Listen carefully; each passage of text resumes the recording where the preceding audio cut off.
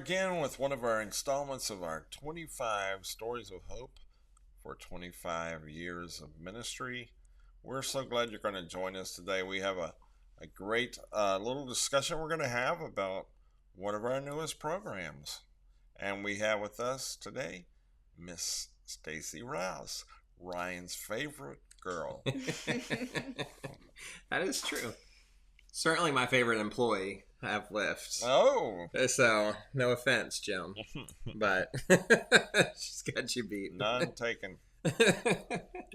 So, yeah, one of the things that, as we were looking at kind of the year, we wanted to pick some people that Lyft has had a pretty big impact on, and they've had a big impact on the direction of Lyft, but we also wanted to focus on some of the programs that are kind of shaping Lyft's direction. Right.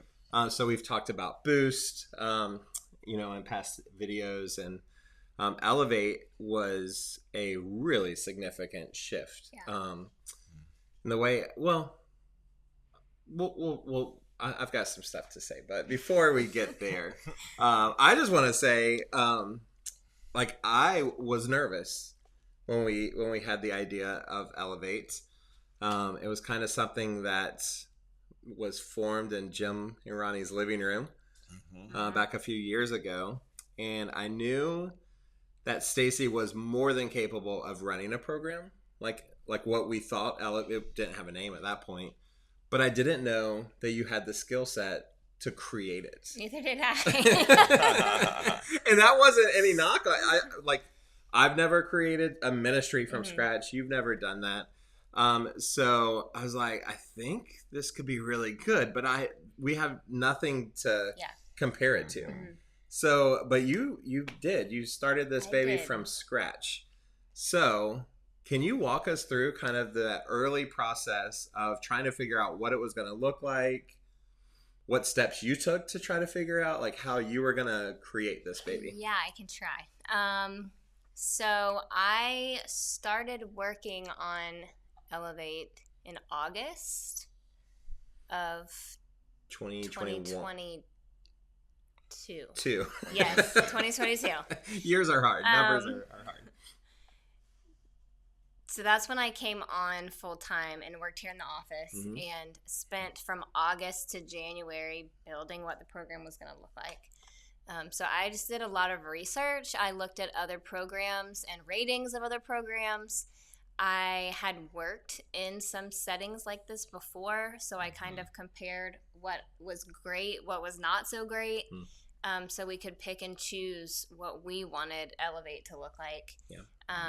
And I did a lot of research on, forms and medical information and different diagnosis and behavior training and so many different things that needed to go into it to be able to actually write policies, which I've never done before for anything. So it was very daunting, but I feel like it was something that God called me to, and somehow He just pushed it the way that it needed to go and provided the information that I needed. And one thing that God kind of opened up a door before you even started here in the summer before. Do you remember that? Yeah. So I spent the summer from June to August, I guess, working at Camp Kairos at Northland Church. So they have a day program all during the year. It's kind of art focused, and they do like drama productions, and they do art and music and all those kind of things. And they had a camp in the summer that needed extra staff because they have more people that come. So I ran the teen camp and planned the whole summer and did all the activities and kind of managed the volunteers and the other staff. So that kind of gave me that little bit of experience. That's not a lot, but of managing other people and how they train their volunteers and interacted with the families and just planning day-to-day activities to fill time for that population of people. Right. So, and I know we've been friends with CAC for a long time. Yeah. Lyft has, and still to this day, very, very dear friends. And a lot of the families that CAC has served, we've also served at camp. And so that was always something that we viewed as something that obviously they were very successful. Yeah. And we wanted our program to be successful. So I thought it was just such a open, it was a God thing that God opened up that door. Sure. Because we've always served, but not like intertwined the way that it was really that summer. So I thought that was a really great opportunity. Mm-hmm. Yeah. So I think, we kind of had, like you said, when we kind of pulled ourselves aside and just said, how are we going to make something happen? And we knew we wanted to do something that was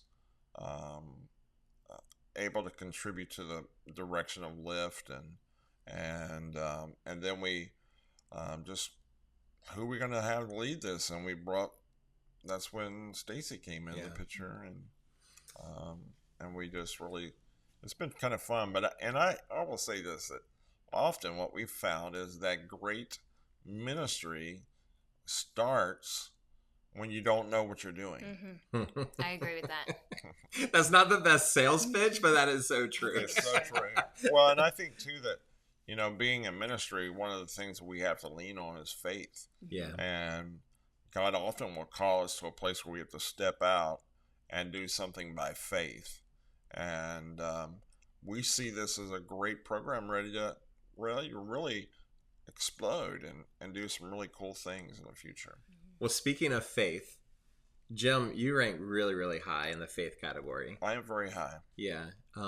I tend to be high in faith, but a little more maybe, I don't think practical, because that makes it sound like faith isn't practical, but maybe just a little more like, how is that actually going to happen? And Jim's like by faith, like God's going to make a way. And Stacy certainly more leans away from like what are the nuts and bolts and the logistics and all of that kind of stuff. But so Stacy came on board in August, and then we had a staff retreat. I think it was October. Mm-hmm. And I remember some really hard conversations that Stacy and I were having privately at that. You want to share a little bit about this? Yeah, I was kind of freaking out a little bit. Not about the program itself, but it was mid to late October, and we were supposed to be launching the beginning of January, and we had 0 people signed up. 0 people.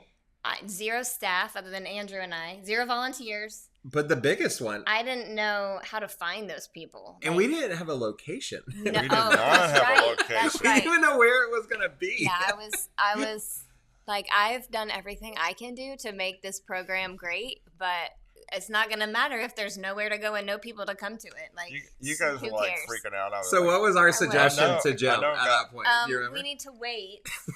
Because we were hoping to launch in January. Yeah, I was right? like, let's spend the spring to figure out where we're going and find the people, and then we'll launch in August. And Jim, do you remember your response to that suggestion? Say? Do what? What did Jim say? That's what we're at. Jim said God called us to this, and we need to trust him. We need to trust him and move forward. And we did. And then it was like within 2 weeks, I think we had our first participant. Mm-hmm. I ran into Pastor Melvin at Publix, and he's like, of course you can use our space. Why wouldn't you be able to? So we had a location. We had a participant. A person. Yeah, because we met our first participant at Miracle League. It was Jake. Yep. And so we're just like, we'll launch with one if we need to. Mm-hmm. But then before it launched, I think Then the Shones were interested, and they came and met us in the office, and we met Alex. So what did it look like? Started falling in. What did it look like when it first started? So you said you were nervous. I was so nervous the first day. Just because I knew what we had was great and that we were very prepared, but you can't control what the group is going to be and how they're going to connect to each other, and are they going to hate it, and is anybody even going to like each other? So I was really, really nervous about launching, but also really excited. It's like the first day of school when your kids are like so nervous that they're not going to have friends or their teacher's going to be mean, but they can't wait. They got all their new school supplies and all that. That's exactly what it felt like. That's a really good analogy. I forgot what the question was. So just what was it? Like, what did it look like? So we had 6. We had 3 guys and 3 girls on the first day. Man, that split was so much better than it is now. So much better. 3-3. How about that? We had myself and Andrew, and then we had Rachel, who committed to volunteer. We were 3 days a week at that time. That's right. So she committed to come every day. So there were 3 of us.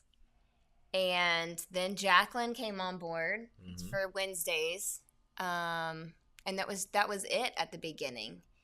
And as the semester went through, a few more added in, and by the end of that spring semester, we had 9.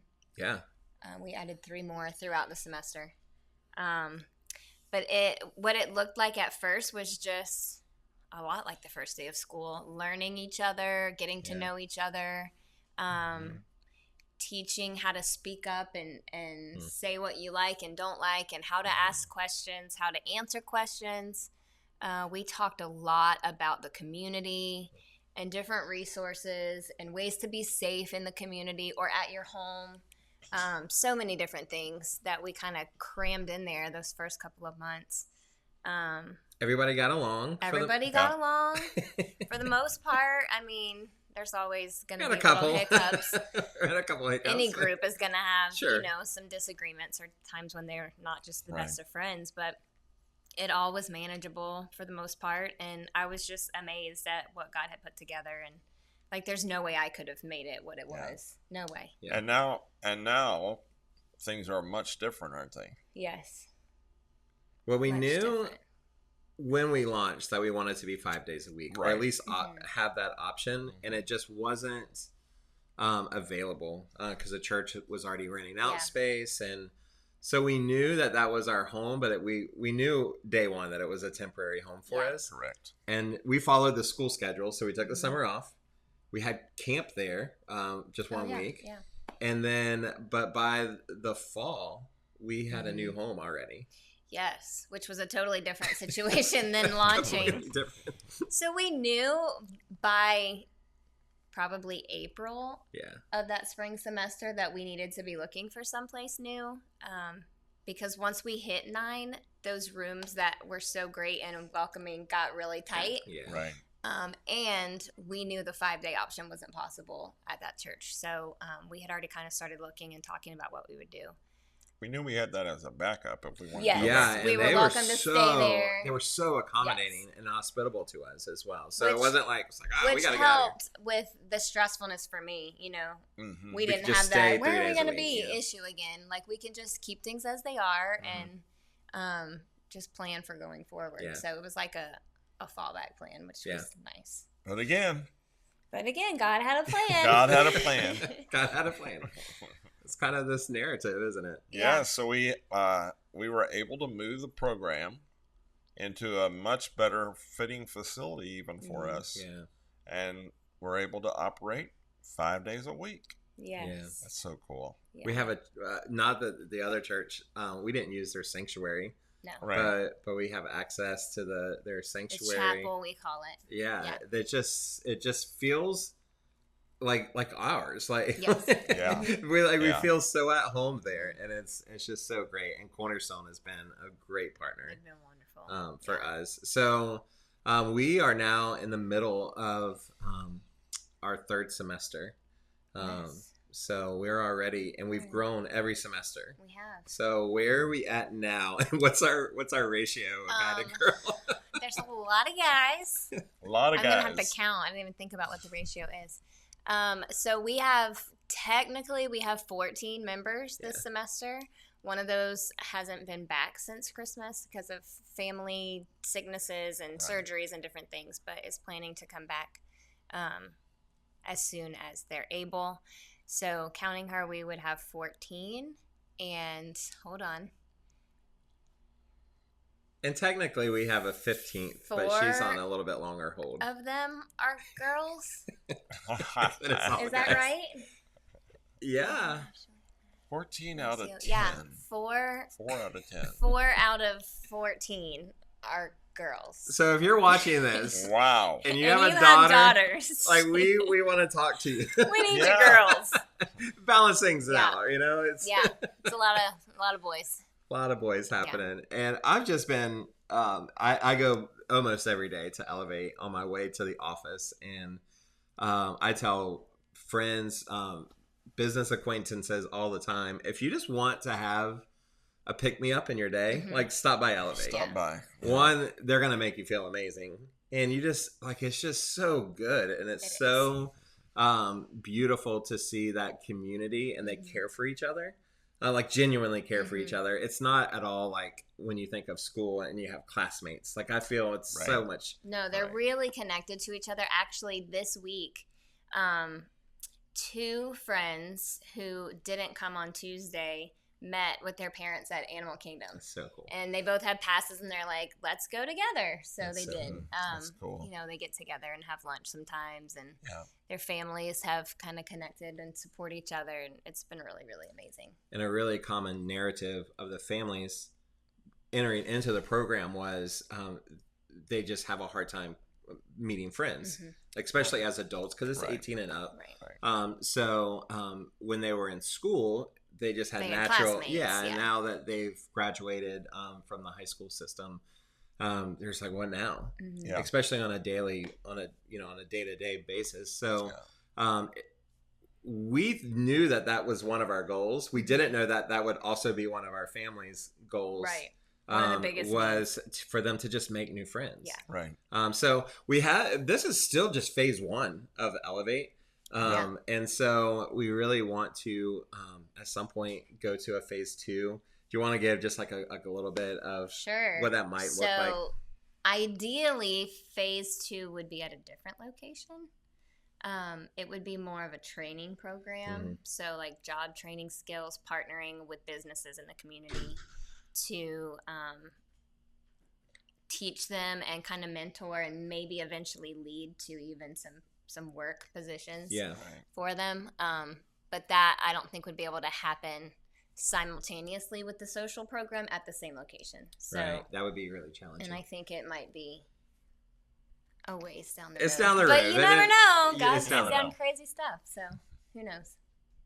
Yeah, we're really looking forward to what God's going to bring into focus for us over the next few years with Elevate. It's going to be really cool. We just have a lot of great dreams about it, and just where it's going to go from the future. But one of the things that was kind of tricky for us to begin with was how did we take a individual focused program and mesh it into the mission and the vision of what LIFT really stands for, which is family. Right. How do we get that family element out of an individualized focus? And I think that's been one of the most beautiful things that has emerged from Elevate, don't you guys? Absolutely, yeah. So we were able to just really give opportunity to the families and give them voices, and what we learned was fascinating.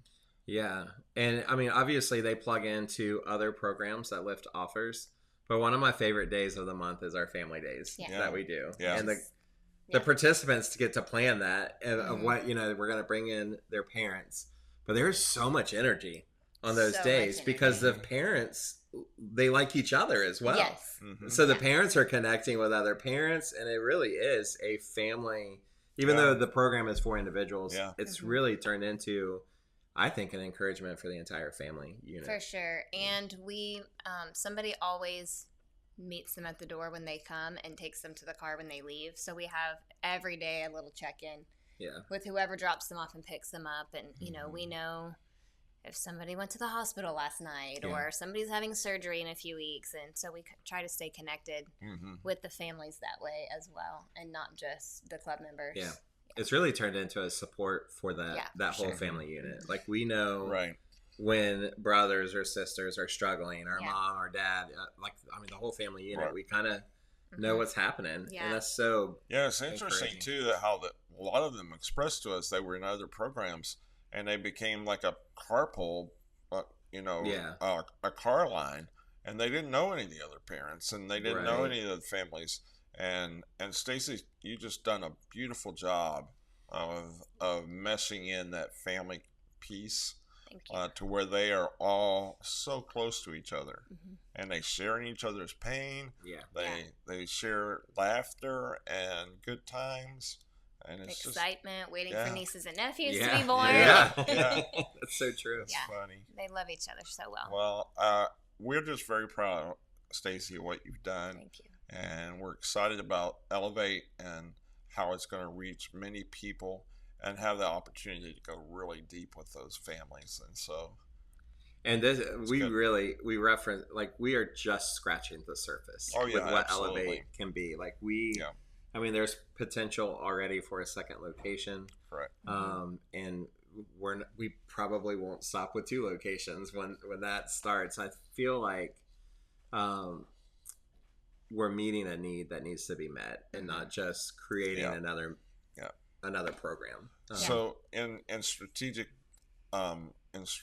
terms of an organization, you always look for opportunities to turn a corner, to something that will catapult you into the next level, and Elevate has really become that for us in the last For year. sure.